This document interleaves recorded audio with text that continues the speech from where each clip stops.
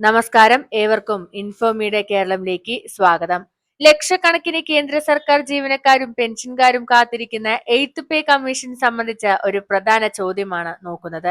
2026 ജനുവരി 1 മുതൽ 8ാം ശമ്പള കമ്മീഷൻ പ്രാബല്യത്തിൽ വന്നാൽ ആർക്കാണ് കൂടുതൽ ശമ്പള വർധനവ് ലഭിക്കുക?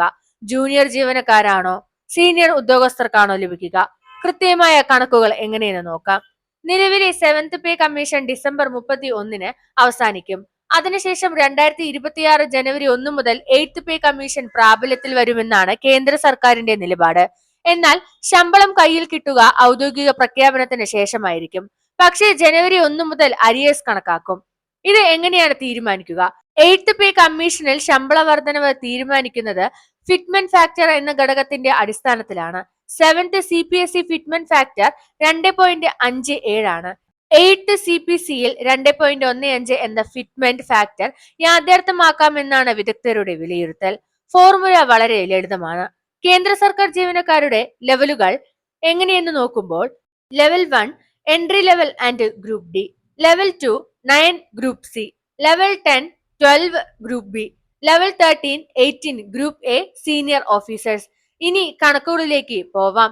ഫിറ്റ്മെന്റ് ഫാക്ടർ 2.15 എന്ന അനുമാനത്തിൽ ലെവൽ 1 നിലവിലെ ബേസിക് 18,000, പുതിയത് 38,700 ആകും. വർധനവ് 20,700 രൂപയാകും. ലെവൽ 5 നിലവിലെ ബേസിക് സാലറി 29,200 ആണ്. പുതിയ കണക്ക് വരുമ്പോൾ 62,780 ആകും. വർധനവ് 33,580. ലെവൽ 10-ൽ നിലവിലെ ബേസിക് സാലറി 56,100, പുതിയതാകുമ്പോൾ 1,20,615. വർധനവ് 64,515 ആകും. ലെവൽ 15 നിലവിലെ ബേസിക് സാലറി 1,88,200 ആണ്. പുതിയത് 3,91,730 ആണ്. വർധനവ് 2,09,530 ആകും. ലെവൽ 18-ൽ നിലവിലെ ബേസിക് 2,50,000, പുതിയത് 5,37,500. വർധനവ് 2,87,500 ആകും. ആർക്കാണ് കൂടുതൽ വർധനവ് വരിക? കൃത്യമായി പറഞ്ഞാൽ രൂപയുടെ അളവിൽ ലെവൽ 18 ഉദ്യോഗസ്ഥർക്കാണ് ഏറ്റവും കൂടുതൽ ശമ്പള വർധനവ് ഉണ്ടാവുക. ഉന്നത ഉദ്യോഗസ്ഥരായിരിക്കും അവർ.